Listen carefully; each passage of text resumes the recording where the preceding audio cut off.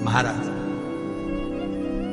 आज पुत्रदा एकादशी है। जिस नारी को संतान नहीं हो रही हो, बहुत प्रयास कर लिया हो, पुत्रदा एकादशी पूरे साल में 2 बार आती है। एक श्रावण के महीने में आती है, दूसरी पोषादिक्रम में आती है। श्रावण के महीने की जो पुत्रदा एकादशी होती है, ये संतान की वृद्धि करने वाली होती है। शंकर जी के मंदिर में जाकर, भगवान शिव के मंदिर में पूजन करके घी का 1 कटोरी में घी और 1 कटोरी में खीर शंकर के सामने रख देते हैं। भगवान शंकर के मंदिर पर चौखट पर घी का दिया लगा देते हैं। शंकर जी की चढ़ी हुई 1 बेलपत्र साथ में रखें और 1 बेलपत्र को उठाकर शंकर जी के मंदिर की चौखट पे ही बैठकर चबा चबा कर खा लेते हैं। जो 1 बेलपत्र लेकर आए हैं वो अपने पति को खिला देते हैं। कहते हैं पुत्रदा एकादशी के दिन ये कर लेने पर संतान की प्राप्ति हो जाती है, पुत्र की प्राप्ति हो जाती है। ये वो एकादशी है। ना हो विष की तपन, ना हो विष का कंठ का जलन, जलन ना हो। शिव जी का कंठ जल रहा है, नील सरस्वती अंदर है, वो भी नीली पड़ चुकी हैं। सर्प वासुकी लपटा, वो भी नीला पड़ गया, वो भी नीला। शिव महापुराण की कथा कहती है, तब वासुकी नाग ने चिंगाड़ा, इतना तेज वासुकी नाग फुनकारा, उसके नील शरीर में से नील फुसकार निकली और वो नील फुसकार आज भी नीले आसमान के अंदर हमें नजर आती है। जो ये अंबर, जो ये आसमान दुनिया के लोगों को नीला नजर आता है, ये कोई साधारण नहीं है, ये मेरे उसी शिव की शक्ति का नीलांबर है। उसी शक्ति नीलांबर। लोग कहते हैं नीला नीला अंबर कितना सुंदर। उस नीले अंबर के अंदर का दर्द कौन जानेगा। जब वासुकी नाग ने अपने फण पूरा के पूरा नीला हो चुका था, वासुकी नाग भी नीला हो गया था, तब वो वासुकी नाग ने अपनी फुनकार दी और फुनकार इतनी तेज थी कि अंबर भी नीला पड़ गया था। आपके बच्चे यदि आपसे पूछें कि माँ ये अंबर नीला क्यों है, तो आप बताना कि यह कोई साधारण नहीं है, शिव की शक्ति का प्रतीक है। बोल बम का नारा है, यह कोई साधारण नहीं है। बाबा जी आज के समय में बच्चों को यह भी ज्ञात नहीं है कि अंबर नीला क्यों है, काहे के लिए नीलापन अंबर में आ गया। और हमें तो ऐसा लगता है कि आप लोगों को भी स्मरण में नहीं होगा कि अंबर नीला काहे से पड़ गया, नीला क्यों हो गया, अंबर का नीलापन क्यों है, किस लिए है। और ये जल, थल, अग्नि, आकाश, वायु, पताल, जो सब कुछ है, ये सब शिव का ही तो दिया हुआ। वो वासुकी नाग जो गले में लपटा हुआ था वो नीला पड़ गया था, उसकी फुनकार से ये अंबर नीला हो गया। वासुकी, अब शिव जी को अब जहर का असर नहीं था। सरस्वती मैया भी बाहर निकल चुकी थी, मां अम्बा बाहर आ चुकी थी। और जब वासुकी नाग एक कोटर में जाकर पड़ा हुआ था, तब मां अम्बा रोज भोजन बनाकर तैयार करती थी और वो वासुकी नाग को ले जाकर देती थी। शरीर बेकार हो गया।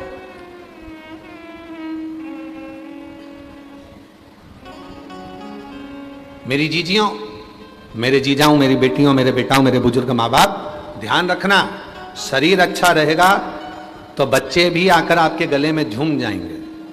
शरीर अच्छा होगा तो सब प्यार करेंगे, शरीर अच्छा होगा तो सब साथ देंगे। और शरीर अगर गड़बड़ हो गया तो कोई नहीं मिलेगा जो तुमको काशी का दर्शन भी करा दे। बाबा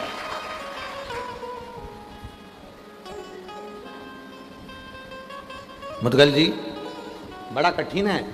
शरीर ठीक है ना तो तुम 80 घाट भी चले जाओगे, शरीर ठीक है तो तुम मणिकर्णिका भी चले जाओगे, शरीर ठीक है तो गणेश घाट भी हो जाओगे, शरीर ठीक है तो सब जगह जा सकते हो।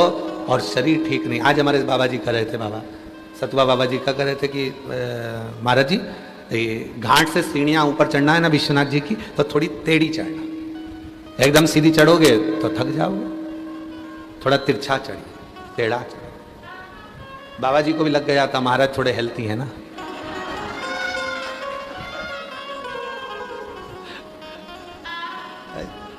अब बाबा जी तो अपनी बॉडी एकदम फिट रखते हैं, क्योंकि कई बार कोई आता है तो फिर वापस नीचे आना पड़ता है, फिर दर्शन करने जाना पड़ता है। इनका तो सतुआ बाबा जी का तो जो आश्रम है वो भी थोड़ा ऊंचा है, सीढ़ियों पे चढ़कर, तो बार बार जाना फिर आना, फिर जाना फिर आना, तो ये बॉडी मेंटेन रहती है। अब यहाँ तो क्या है, वहाँ से आए, यहाँ आए, कथा बाची, फिर अपने कमरे में चले गए। हम तो किसी से मिलते भी नहीं हैं।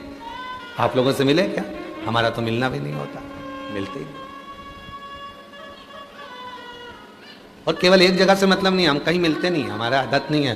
कोई नहीं कह सकता कि महाराज जी हमसे मिल लेते ना। हाँ, पीछे के 1-2 दिन रहते हैं, उसमें हर हर महादेव आपसे करते मिलते, ऐसा नहीं। तो बाबा जी को भी लग गया कि बाबा महाराज जी थोड़े से तगड़े हैं, तो ये एकदम तो सीधा चढ़ेंगे नहीं, तो इनको थोड़ा तिरछा चढ़ाया जाए। तो इधर के घाट से चले, चलते चलते उधर तक पहुँचे, उधर से फिर इधर, फिर तुम्हारे पास फोटो वीडियो होंगे तो बता देना जरा, बता रहे हो? हाँ, कि भाई ऐसे ऐसे चढ़ रहे हैं, वो भी बता देना है, तो लोगों को ये ना लगे कि हाँ महाराज जी बोल दिए हैं। अब महाराज जी की तो स्पीड तेज थी, उन्होंने तो हाथ पकड़ रखा था, चलो चलते चलो। अब हमारी स्पीड तो स्पीड ही है, चलेगा। अब इनकी 4 बार सांस चले, हमारी 25 बार चल जाए, चलो।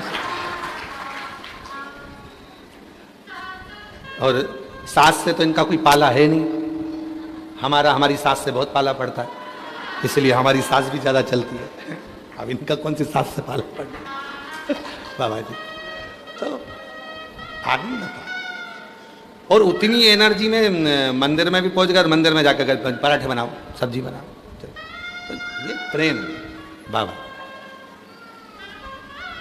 पार्वती मैया बासुकी नाग के लिए रसगुल्ला, गुलाब जामुन, कचौड़ी, भजिया, पकोड़ा सब लेकर चले, रोज, प्रतिदिन, रोज। और रोज रोज जब बासुकी नाग के लिए जाएं तो देखा, शिव जी ने देखा कि आखिर ये रोज पकवान बनाकर कहाँ लेकर जाती है। शिव जी पीछे चले, शिव जी ने पूछा, तुम इस नाग को, सर्प को पकवान बनाकर कचौड़ी, भजिया, कचौड़ी, भजिया, पूड़ी, खीर इस नाग को, सर्प को क्यों खिलाती हो?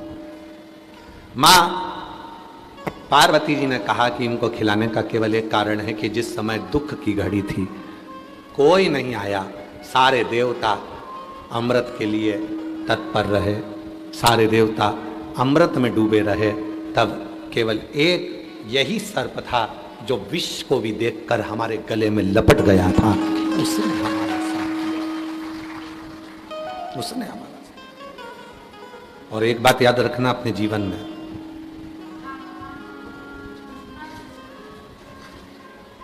जो दुख में तुम्हारे साथ में खड़ा है उसको जिंदगी में कभी भूलना मत, कभी मत भूलो। जो दुख में तुम्हारे साथ खड़ा है, सुख में तो ढेरों खड़े हो जाएंगे, सुख में तो तुम्हारे बहुत सारे लोग आ जाएंगे कि भाई सुख है, गाड़ी बंगला जमीन जायदाद धन वैभव बहुत सब है, तो ढेरों तुम्हारे हो जाएंगे। पर जो दुख में खड़ा है, दुख, जो तकलीफ में खड़ा है, जो कष्ट में खड़ा है, वो मूल है। जो दुख में खड़ा है वो मूल है, जो कष्ट में खड़ा है वो मूल है। और अंत समय प्रभु आना पड़ेगा, वचन दिया तो निभाना पड़ेगा।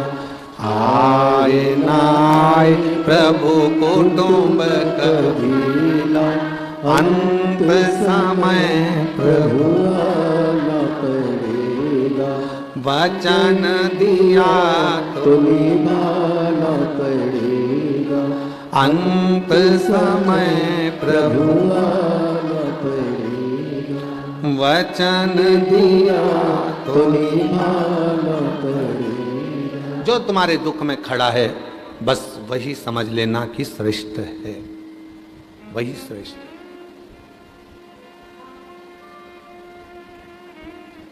4 जगह पर जो तुम्हारे साथ खड़ा मिल जाए, समझ लेना कि वो तुम्हारे लिए श्रेष्ठ है। पहला, अदालत में जो तुम्हारे लिए खड़ा मिल जाए, समझ लेना श्रेष्ठ है।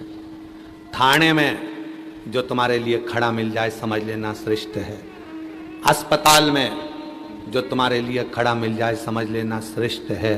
और तुम्हारे दुख की घड़ी में जो तुम्हारे दरवाजे पर खड़ा मिल जाए, समझ लेना वो श्रेष्ठ है। वकील साहब बैठे हैं। वकील साहब, एक बात हम कहें कि आपने भी देखा होगा, जब अदालत में कोई केस पहुंच जाता है तो अपने साथ छोड़कर भाग जाते हैं। बोलो सही है कि गलत? थाने में कोई केस पहुंच जाता है तो अपने भी छोड़कर भाग जाते, अपने ही छोड़ बेटे। आपने देखा होगा, आप तो वकील हैं और दिल्ली जैसे कोर्ट में आप वकालत कर रहे हैं, तो जितने अपने होंगे वो सब छोड़ दें। तुम्हारी फेसबुक आईडी पर कितने लोग जुड़े हैं? अगर हम तुमसे पूछें तो कोई कहेगा 4000, कोई कहेगा 5000, कोई कहेगा 8000, इतने लोग जुड़े हुए हैं। तुम्हारे मोबाइल में व्हाट्सएप के कितने ग्रुप हैं? तो कोई कहेगा हमारे पास 10 ग्रुप हैं, कोई कहेगा हमारे पास 25 ग्रुप हैं, कोई कहेगा हमारे पास 24 ग्रुप हैं। पर सत्य बताना, थोड़ा सा बीमार पड़े, हॉस्पिटल में भर्ती हुए, जो 4000 तुम्हारे फेसबुक पर तुम्हारे दोस्त बने हुए हैं, उस 4000 में से कितने हॉस्पिटल में आके खड़े? जितने ग्रुप बनाए रखे हैं तुमने व्हाट्सएप पर, उन ग्रुप में से कितने लोग तुम्हारे हॉस्पिटल में आकर खड़े हुए? कोई नहीं। हॉस्पिटल में कौन खड़ा है? तुम्हारी धर्म पत्नी। हॉस्पिटल में कौन खड़ा है? तुम्हारा पति। हॉस्पिटल में कौन खड़ा है? तुम्हारे बेटा बेटी।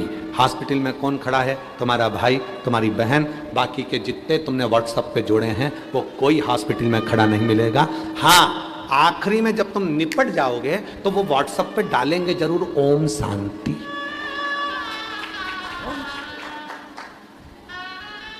वो आखिरी में डालेंगे। क्या डालेंगे? बोलो बोलो बोलो, जम के बोलो, ओम शांति। निपट गया। वो आखिरी में डाल देंगे कि ये जा चुका है, ये शांत हो चुका है, ये पूर्ण हो चुका है। तो कोई नहीं आने वाला, कोई नहीं। फेसबुक पर दोस्त बनाओ, इंस्टाग्राम पर दोस्त बनाओ, व्हाट्सएप पर दोस्त बनाओ, पर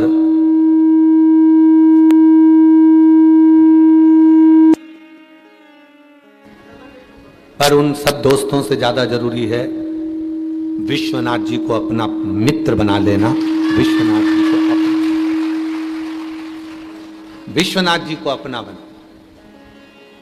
और मैंने सारे सहारे छोड़ दिए, बस तेरा सहारा काफी है। मैंने सारे सहारे छोड़ दिए, बस तेरा सहारा काफी है। मैंने सारे दवारे छोड़ दिए, बस तेरा दवारा काफी है। मैंने सारे दरवाजे छोड़ दिए, बस तेरा दवारा काफी। वो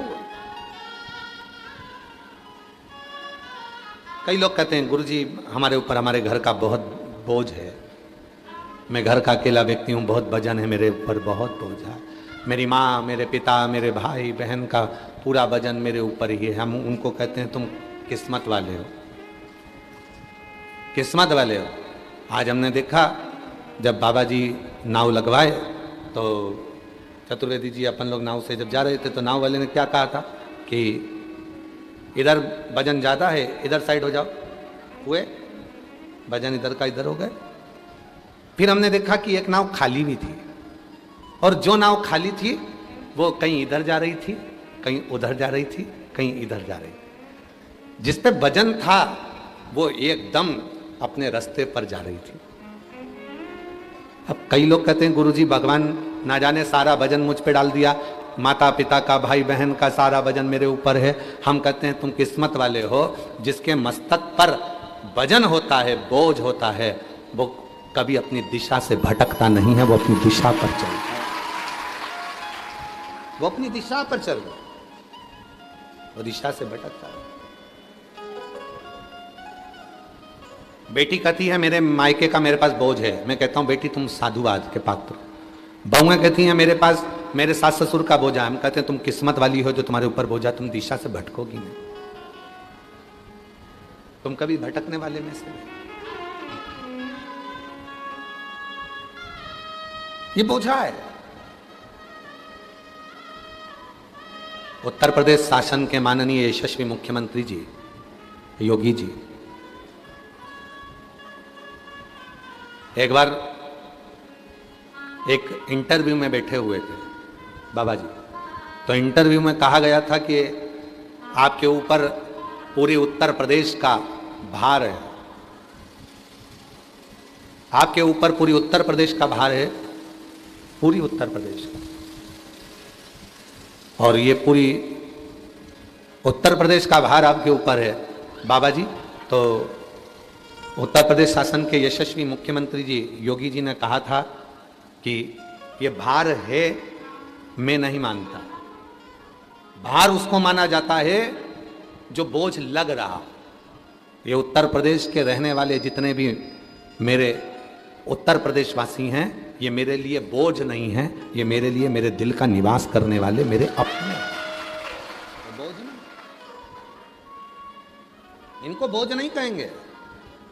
भार आता है तो लक्ष्य निश्चित हो जाता है, भार। इसीलिए शायद भगवान देवादिदेव महादेव भगवान शंकर अपने लक्ष्य से कभी हटे नहीं है, भगवान शिव अपने लक्ष्य से कभी हटे नहीं। क्यों? क्योंकि सारे देवता देव कहलाते हैं और मेरा देव अधिदेव महादेव कहलाता है। वो महादेव बोझ भजन है, सारे देवताओं का भजन, सारे देवताओं का भजन उसके ऊपर है, सारे देवताओं का भजन मेरे महादेव पर है। राम जी महाराज ने जितने यज्ञ करे हैं, भगवान कृष्ण ने जितने यज्ञ करे हैं, देवताओं ने जितने यज्ञ करे हैं, उन सभी यज्ञों का पुण्य फल मेरे शिव ही देते हैं। शिव, ये हल्का नहीं है। एक कथा शिव महापुराण में श्रवण करने को आती है महिषासुर के बेटे की। महिषासुर का जो लड़का था वो बड़ा विद्वान था, बहुत चतुर था। लोग कहते हैं महिषासुर का लड़का इतना विद्वान। महिषासुर के लड़के का नाम क्या था? गजासुर। क्या नाम था? गजासुर। तो महिषासुर के लड़का गजासुर इतना विद्वान था, इतना विद्वान था कि उसकी विद्वत्ता इतनी प्रबल थी कि वो स्वयं देवता भी उसकी विद्वत्ता के आगे शून्य हो जाते थे। इतना विद्वान था वो महिषासुर का लड़का गजासुर, इतना। शंभु शरणे पड़ी मांगू घड़ी रे, दुख काटो दया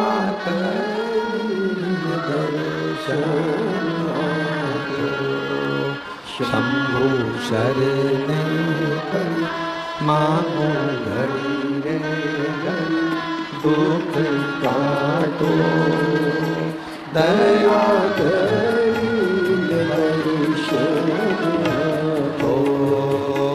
शंभु शरणे पड़ी मांगू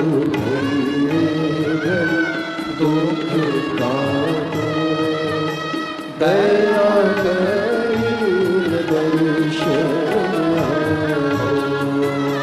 शंभु शरणे पड़ी मांगू दुख काटो दया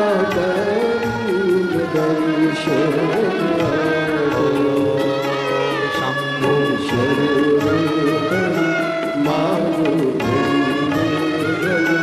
दुख काटो दया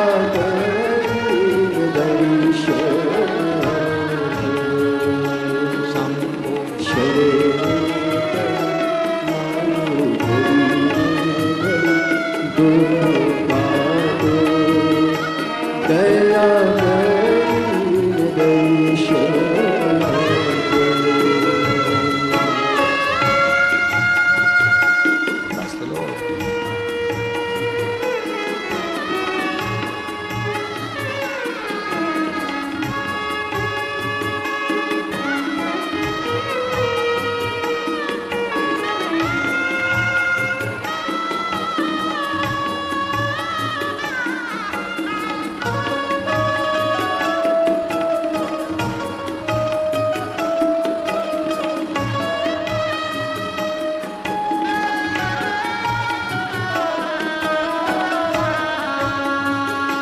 शंभु शरणे परि मानो घड़िए घड़ी दुख पादो दया करीन दर्शन आपो शंभु शरणे परि मानो घड़िए घड़ी दुख पादो दया करीन दर्शन आपो दया करीन दर्शन आपो दया करीन दर्शन आपो। शिव कथा कह रही है, भगवान शंकर का पवित्र चरित्र कह रहा है, शिव महापुराण कह रही है, शिव तत्व कह रहा है, शास्त्र कह रहा है। तारकासुर का बेटा गजासुर, तारकासुर का बेटा गजासुर। अब असुर की कथा आती है तो थोड़ी बहुत तो अड़चन आती है।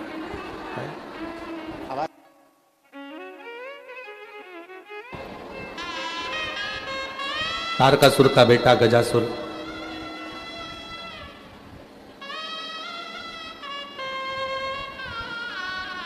बड़ा विद्वान था, उसकी विद्वत्ता बड़ी प्रबल थी और बहुत विद्वान, बहुत। एक बार शिव का परम भक्त था गजासुर, शंकर जी का परम उपासक था, शिव जी की अविरल भक्ति करता था। एक बार इंद्रदेव ने गजासुर की परीक्षा ले ली थी।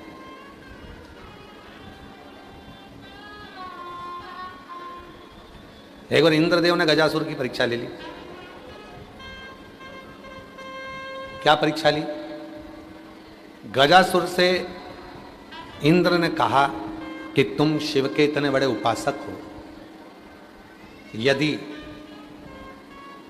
शरीर के बिना छुए आप शिव को जल चढ़ा दो तो हम मान लें कि तुम शंकर के उपासक हो।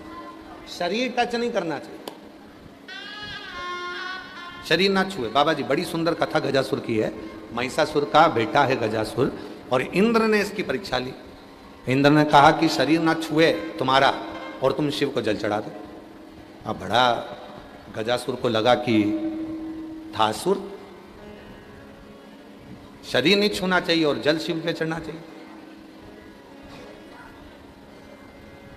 बैठ गया शिवलिंग के सामने, शिवलिंग के सामने बैठा था और शिवलिंग के सामने बैठकर जो मंत्र का नाद करने बैठा, जो नाद करने बैठा, ऐसा नाद किया शिव जी का।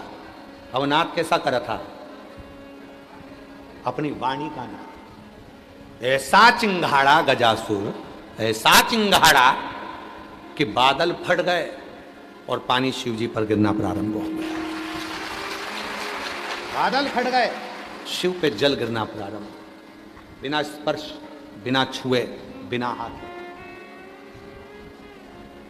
छुआ ही नहीं, हाथ ही नहीं लगाया। और हाथी तो था, शरीर तो हाथी था, बिना छुए उसको जल चढ़ाना था, बिना छुए। चिंगाड़ पर 6 सूत्र हैं शिव जी को रिझाने के। उन 6 सूत्र में एक सूत्र यह भी है, शिव जी के सामने जाकर अटपटी भाषा में शिव जी को रिझाना। बाबा जी विश्वनाथ जी के दर्शन करने के लिए कई बंगाली आते होंगे तो ऐसे मुंह में उंगली लेकर जीवान को ऊपर नीचे करते हैं।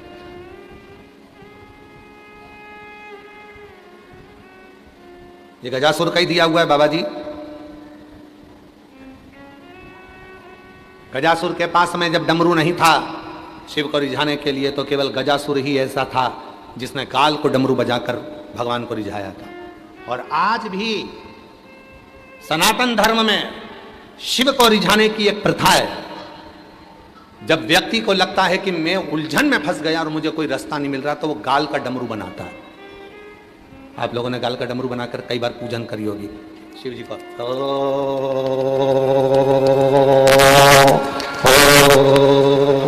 गाल गाल का डमरू बनाते हैं, मुंह से स्वर निकलता है और डमरू का नाद चलता है। जब व्यक्ति उलझन में डूबता है, उसको लगता है कहीं चैन नहीं मिल रहा है, शांति नहीं मिल रही, तब शिव के सामने पहुंचता है, हाथ में कोई डमरू नहीं होता, तब वो अपने स्वर को बढ़ाता है और गाल का डमरू बजाता है। वो देने वाला गजासुर था। आज भी सनातन धर्म में गाल का डमरू बजा, इसलिए लोग कहते हैं तेरे बहुत गाल बज रहे हैं। गाल बजने का मतलब क्या है? बहुत आराम से, आनंद से, ऐसे खुशियों में रह रहा है, तेरे बहुत गाल बज रहे हैं। आजकल खूब घूम रहा है गाड़ी में, तेरे बहुत गाल बज रहे हैं। खूब आनंद कर रहा है, खूब चकाचक खा रहा है, तेरे खूब गाल बज रहे हैं। गाल का डमरू किसने दिया? गजा।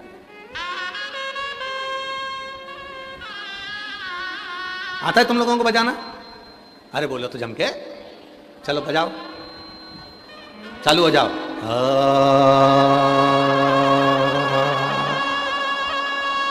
ये गाल का डमरू है।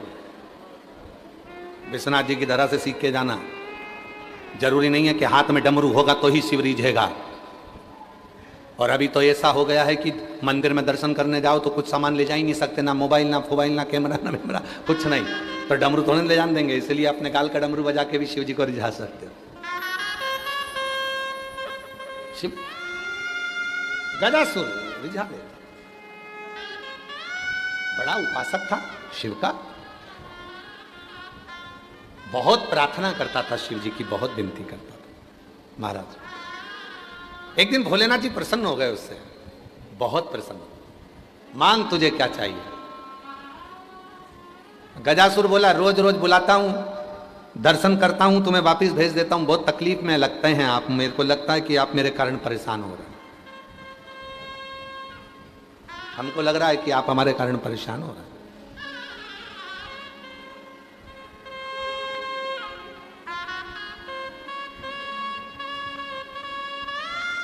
इसीलिए बाबा जी ऑनलाइन कथा हम थोड़ी कम दे पाते हैं, क्योंकि हम जो नज़ारा देख रहे हैं ना, तो हमको मालूम है कि प्रशासन भी परेशान होती है, आयोजक भी परेशान होते हैं, समिति भी परेशान होती है, और हमारे बाबा जी भी परेशान होते हैं। क्योंकि अब क्या होता है कि कोई का पहचान वाला आया, उसने थोड़ा सा दरवाज़ा खोला, उतनी देर में तो सब तैयारी में बैठी थी। अब उसके पहचान वाला अंदर आ रहा था, उतनी देर में दरवाजा पूरा खुल गया, सब अंदर आ गए। एक प्रहलाद के चक्कर में पूरा कुल तर गया। इसीलिए थोड़ा ऑनलाइन कथा देने के लिए थोड़ा सोचना पड़ता है, विचार करना पड़ता है। और बाबा जी तो रोज यहाँ से प्रार्थना कर रहे हैं आप लोगों से कि घर पर बैठकर सुनो, ऑनलाइन सुनो, घर पर सुनो, घर पर सुनो। आज भी हम बाबा जी के यहाँ गए थे, वहाँ बहुत सारी माताएं रो रही थी कि हमको कथा में जाना है, बाबा जी व्यवस्था कर दो। बाबा जी के, मैं नहीं जा रहा हूँ, तुम चली जाओ, जाओ, मैं यहीं रह जाता हूँ, जा।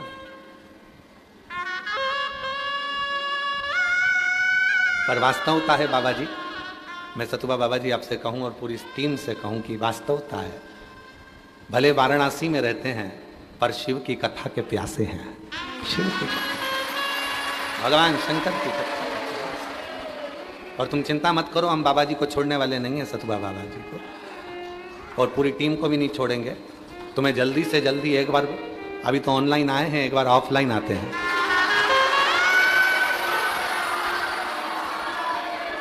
आप और बाबा जी वही गंगा का तट, वही गंगा का तट।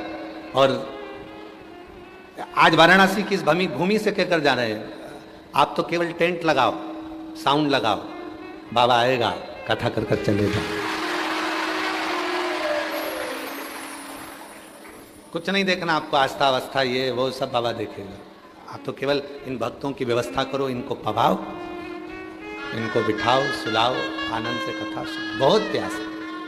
और तुझसे मिलने के लिए तेरी कसम, तुझसे मिलने के लिए तेरी कसम, एक मुलाकात जरूरी है सनम, एक मुलाकात जरूरी है सनम। अब नवंबर का तो अपन पहले देखेंगे महीना में हम कहाँ कहाँ हैं, तो जो भी समय होगा उसको सूचित सबके लिए, सब। और जितने आस्था चैनल पर कथा सुन रहे हैं, 17 अगस्त से 23 अगस्त तक जयंती स्टेडियम भिलाई में छत्तीसगढ़ में कथा है। 6 महीने से हम छत्तीसगढ़ को कथा नहीं दे पाए थे क्योंकि बाहर कथाएं बहुत थी इसे। अब हमको लगता है छत्तीसगढ़ के भी बहुत सारे प्यासे मेरे डमरू वाले के बैठे होंगे जो कथा सुनने के लिए।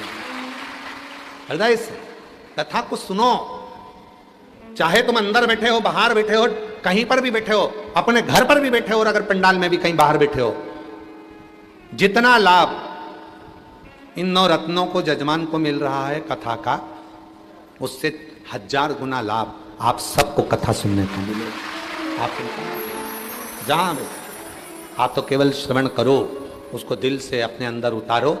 मेरा भोले बाबा कुबरेश्वर बाबा की ये शिव पुराण को हमने देखा है, जो आकर बैठता है वो खाली नहीं जाता है। 3 महीने में मेरा भोला भंडारी भंडार जरूर बनता है, तो खाली नहीं। गजासुर शिव जी से कहते हैं कि तुम मेरे कारण परेशान हो गए, मैं हर कभी बुलाता हूं तुम्हें आना पड़ता है क्योंकि तुमसे वर मांगा है। भगवान शिव ने वचन दिया था गजासुर को कि तू बुलाएगा मैं आऊंगा। परेशान हो गए।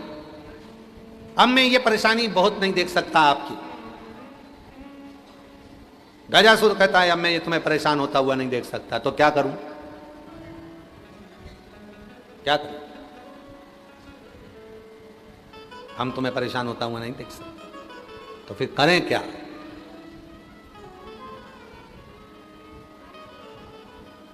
तो तुम्हारी परेशानी को देखते हुए ही सतुआ बाबा जी ने संजय केसरी जी को बोला कि बाहर टेंट लगाओ, पंखा लगाओ, एलईडी लगाओ। और संजय केसरी जी ने आज, केसरी जी हम आपको साधुता देते हैं, आपके माता पिता भी आज खुश हो रहे होंगे कि ये शिव भक्तों के लिए आपने जो व्यवस्था बाहर करी उसके लिए एक बार जोरदार ताली बजाएं। साधु बहुत संपूर्ण व्यवस्था, ये शिव की उदारता, शिव की करुणा। और तेरी कृपा बिना ना हिले, बाबा से पूछ लो, पहले उनसे पूछ लो फिर बात कर लो जाके।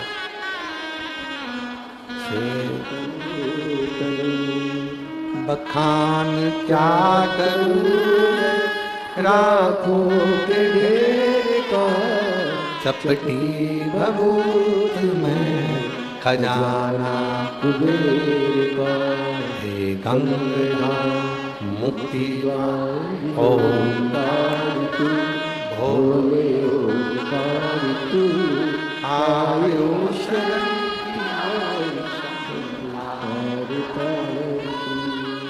गजासुर ने कहा कि मैं आपको बार बार परेशान नहीं देख सकता, आप बार बार आएंगे जाएंगे, फिर जाएंगे। इसलिए शंकर भगवान से गजासुर आज बोलता है मैं ये पूरा लफड़ा ही मिटा दूं, एक काम करो।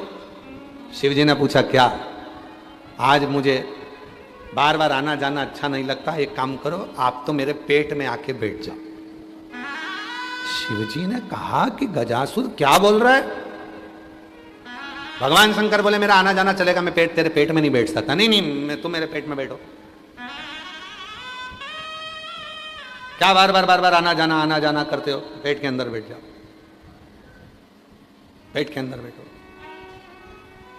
बैठो पेट के अंदर। ओघड़ रानी शंभु त्रिकालदर्शी, जरा देखिएगा गजासुर ने जो गाल का डमरू बजाया, शिव इतने प्रसन्न हो गए। उसके मुख से प्रवेश कर वो आवाज निकाल रहा था, जो आवाज निकल रही थी उसी स्वर में मेरा भोले बाबा प्रवेश कर गया और उसके पेट में जाकर गजासुर के बैठ गया। मेरा शिव गजासुर के पेट में, उधर में जाकर बैठ गया। हाहाकार मच गया चारों तरफ, शिव नहीं मिल रहे। सबसे ज्यादा चिंता एक ही को लगी, माता पार्वती जी को। कहां गए? पति ऑफिस से थोड़ा सा भी लेट आता है तो पत्नी को थोड़ा टेंशन हो जाता है। किसके साथ थे? निकले हुए तो तुम्हें आधा घंटा हो गया था, कहां रुक गए थे? आते सही पत्नी इतने प्रश्न देती है कि पति बेचारा डिप्रेशन में आ जाता है। इतना प्रश्न क्यों? 5 बजे तो आप ही छूट गया था, तो तुम तो निकल गए थे। अच्छा, गुस्सा भी आ रहा है इसको कि ये कुछ बोल नहीं रहे। ये चाय बनाने जाती है तो अदरक को इतना कूटती है, इतना कूटती है। अदरक भी सोचती है भगवान पूरा बदला मेरे से निकाल रही है, कूटे जा रहे। तुम कहां गए थे? कहां गए थे? गए कहां थे? बोलो तो, कहां गए थे? मोबाइल चला रहे, बोल नहीं रहे, कहां गए थे? मसान जा, शमशान गया था। तो पत्नी बोली मुझे रोने गए थे। तुझे नहीं, तेरे पिताजी। अब तो और जो इतना बोलना हुआ और जो विवाद छिड़ा, जो विवाद, और विवाद पूरा खत्म नहीं होता। घर में एक छोटा सा बच्चा होता है जो मंदिर का घंटा होता है। इधर से माँ भगाती है, उधर से पिताजी भगाते हैं। 2 इधर से माँ धरती है, पिताजी 2 धरते हैं। बेचारा माथे पर हाथ रख के बैठ जाता है, मैं तुम दोनों के बीच में नहीं बोलूं तो कौन? गजासुर से कौन बिगाड़ा? गजासुर पेट के अंदर माँ ढूंढ रही है, पार्वती मैया, जगत जननी जगदम्बा अम्बा पार्वती माता ढूंढ रही। और पार्वती माता ने ढूंढा, शिव नहीं मिले, मिलते ही। और मैंने ढूंढा देश तमाम, भोला पार्वती जी ढूंढ रही, कहां कहां कहां।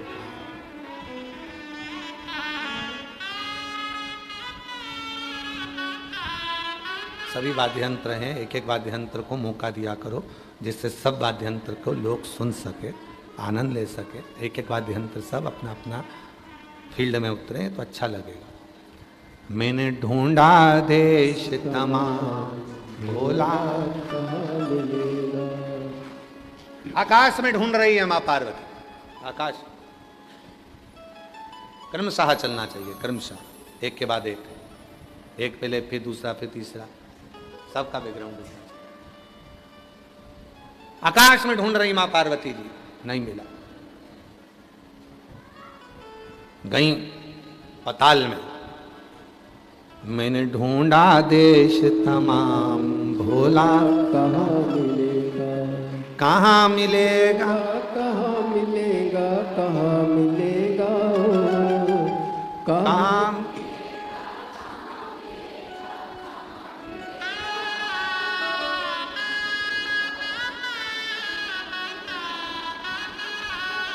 मैंने ढूंढा देश तमाम, भोला कहाँ मिलेगा। और ढूंढ ढूंढ कर थक गई मां पार्वती जी, हर जगह पर ढूंढी है, प्रत्येक सब जगह ढूंढी, ना मिला।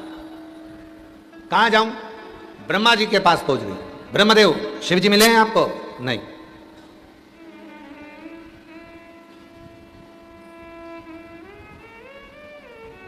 भगवान भोलेनाथ मिले हैं आपको? नहीं। ये उसी में का हाल हो गया कर्नाटक का। कर्नाटक के सुदूर के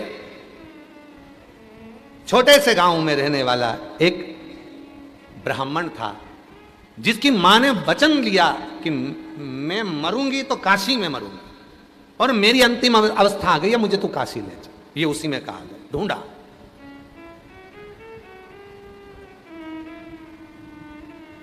आए काशी पहुंच रहे थे, भगवान भोलेनाथ जी को ढूंढ रहे थे, कहीं मिले। मां ने प्रवचन में सुना था, मां ने प्रवचन में सुना था कि विश्वनाथ जी की धरा पर जब कोई प्राण छोड़ता है तो बाबा विश्वनाथ जी आकर उसको तारक मंत्र देते हैं। अब बूढ़ी अम्मा ये विचार में थी कि मैं मरूं नहीं, उससे पहले तारक मंत्र मिल जाए, और वो मंत्र जब मुझे मिल जाएगा तो मैं सबको बता दूंगी। अब कौन समझाए? आज तक काशी वालों को ही नहीं मालूम है कि वो तारक मंत्र है कौन सा। जो मर कर चले गए उन्होंने आके नहीं बताया, ए बिमला, शिव जी ने मुझे ये वाला मंत्र दिया था। हाँ, सपने में आकर तुम्हें बता गए हो तो बात दूसरी है, पर सत्य कहें तो वो तारक मंत्र जो मेरे शिव देते हैं वो कोई दूसरा मंत्र नहीं होगा। हमको तो मालूम भी नहीं, क्योंकि हम निपटे ही नहीं। पर इतना जरूर है कि वो तारक मंत्र कोई दूसरा नहीं है, वो मन की शांति का राम नाम, कृष्ण नाम, शिव नाम का ही।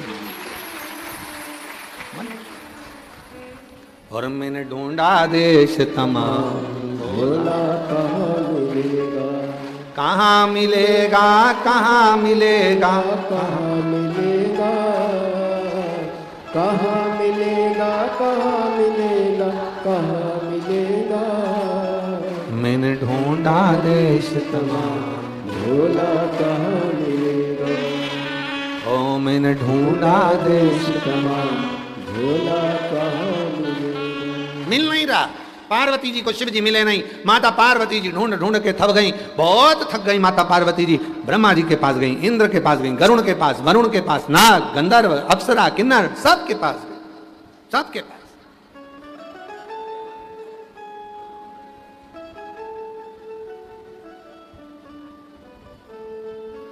नाग, गंधर्व, अप्सरा, किन्नर, सबके पास। किन्नर का मतलब मालूम है? बोलो तो जम के। किन्नर का मतलब क्या है? मतलब पुरुष और स्त्री दोनों ना हो वो किन्नर है ना। किन्नर का मतलब है जो दिन रात 24 घंटे 3.5 करोड़ रोम छिद्र जिसके शरीर में है और 3.5 करोड़ बार दिन भर शिव का नाम लेता है, कीर्तन करता है, वही किन्नर है। भाई हर पल, हर घड़ी, हर क्षण। अप्सरा किसको कहा गया? अप्सरा का मतलब क्या? केवल नृत्य करने वाली, केवल नाचने वाली? वो अप्सरा नहीं है। अप्सरा का मतलब है जो शिव की भक्ति से तेज पाती हो। अप्सराएं किसी ब्यूटी पार्लर में नहीं जाती है। हम जिस होटल में ठहरे हैं, इस होटल से 80 घाट तक जाइए तो बीच में कम से कम इस साइड दोनों साइड मिला के 12 ब्यूटी पार्लर हैं। वो तो आज हम निकले तो मालूम पड़ा 12 ब्यूटी पार्लर बने हुए हैं। तो कई लोग कहे ये पार्लर, हाँ तो ये अप्सरा किसी ब्यूटी पार्लर में नहीं जाती हैं। अप्सरा का मतलब क्या है जो हमारे शास्त्र कहते हैं? गंधर्व, अप्सराएं, किन्नर सब जय घोष करने लगे, नाचने लगे, कूदने लगे। अप्सरा का मतलब क्या है? अप्सरा किसको कहा गया? कि ब्यूटी पार्लर में तैयार होकर आ गई वो अप्सरा होगी? डेंटिंग पेंटिंग करके आ गई वो अप्सरा होगी? धागे से 4 घंटे तक बैठी बैठी यूज करती रही वो अप्सरा होगी? 2 घंटे तक पेंसिल से लाइन खींचे, डब्बा भरे और 2 घंटे तक कांच के सामने मुंडा फाड़े से तो अप्सरा होगी ना। अप्सरा किसको कहा गया? अप्सरा किसको कहते हैं? किसको अप्सरा कहा गया? जो भगवान के शिव के सामने बैठती है और मंत्र में डूबती है, शिव के तेज से अपने शरीर का, अपने मुख का तेज बढ़ा लेती है, वो अप्सरा कहलाती है। भगवत भजन में जो अपने तेज को बढ़ाए, भगवत भजन में जो अपने स्वरूप की सुंदरता को बढ़ाए, वो अप्सरा है। वो अप्सरा सुंदरता कैसे लगा लो जी, वाला क्रीम लगाओ, वाला पाउडर लगा, थोड़ा 4-6 तरह का तो क्रीम लगाना पड़ता है। धूप आ गई तो सन्स का लगाओ, ठंड पड़ गई तो कोल्ड का लगाओ, और नाक भे गई तो अब का लगाओ।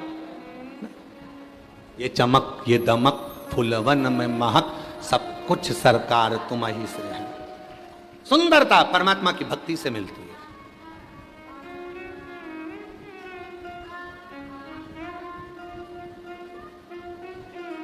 परमात्मा। अप्सरा किसको कहा गया? जो भगवान की भक्ति में डूबी हुई है और इतनी डूब गई कि उसका चेहरा अपने आप चमकने लगा, उसको कहीं जाने की जरूरत नहीं पड़ी, वो स्वयं उसका चेहरा चमकता है, उसका स्वरूप बोलता है। बाबा साहब क्या बात है! तुम देखो, तुम्हारे घर की बुजुर्ग माताओं को देखना, तुम्हारी अपनी अपनी मम्मियों को देखना जाकर, जितने लोग कथा सुन रहे हैं आस्था चैनल पर, फेसबुक, यूट्यूब पर, और जितने पंडाल में बैठ के कथा सुन रहे हैं, यहाँ जो अंदर भरे हो, बाहर भरे हो, उधर भरे हो, उधर भरे हो, जहाँ कहीं भरे भरे बैठे हो, तो तुम अपने अपने घर की बुजुर्ग माताओं को जाकर देखना, अपनी मम्मा को देखना, अपनी सास को देखना। बहू को तैयार होने में करवा चौथ, हरतालिका तीज, छठ पे टाइम लगता है। सास 2 मिनट में पटला पटली ले लुआ के और पेन खुना के और तैयार होके और थूकी निकाल के लगा लुगू के और सास बिंदी मिंदी लगा के और जो बाहर आती है तो बहू की आधी जान जल जाती है। डुकरिया कितनी लग रही, ओल्ड इज गोल्ड, इतनी सुंदर। अब वो कहां के पार्लर गई? कहीं के नहीं, पर उसकी भक्ति का बल, उसके विश्वास का बल, उसने जो भगवान शंकर को 1 लोटा जल चढ़ाया, उसका बल उसके चेहरे पर नजर आता है, उसके चेहरे पर नजर। अप्सरा वो नहीं है जो नृत्य करे। अप्सरा का मतलब है जो भगवान शंकर के सम्मुख में बैठकर, राम के सम्मुख में बैठकर, कृष्ण के सम्मुख में बैठकर, भगवान के सम्मुख में बैठकर, नारायण के सम्मुख में बैठकर भजन करे, वो अप्सरा। अनुभव से। पूछा,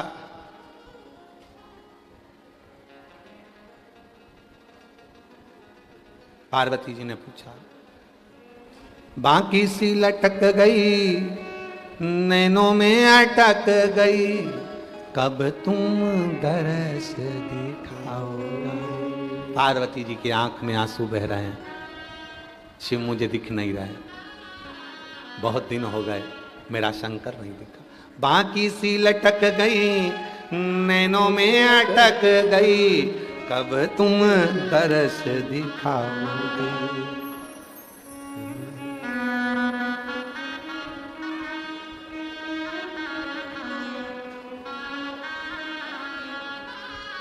ओ काशी के भोलेनाथ, मन ने थारी याद सताए।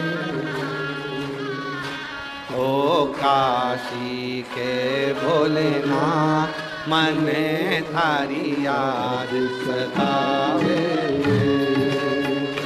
ओ काशी के भोलेनाथ, मन ने थारी याद सतावे। ओ काशी के भोलेनाथ, मन ने थारी याद सतावे। हिचका ना रोके भोलेनाथ, हिचका ना रोके भोलेनाथ, ओ हिचका ना रोके भोलेनाथ, हिचका ना रोके भोलेनाथ, मन थारी याद सतावे। हिचका ना रोके भोलेनाथ, हिचका ना रोके भोलेनाथ, मन थारी याद सतावे। ओ काशी के भोलेनाथ, मन थारी याद सतावे। ओ काशी के भोलेनाथ, मने थारी याद सतावे।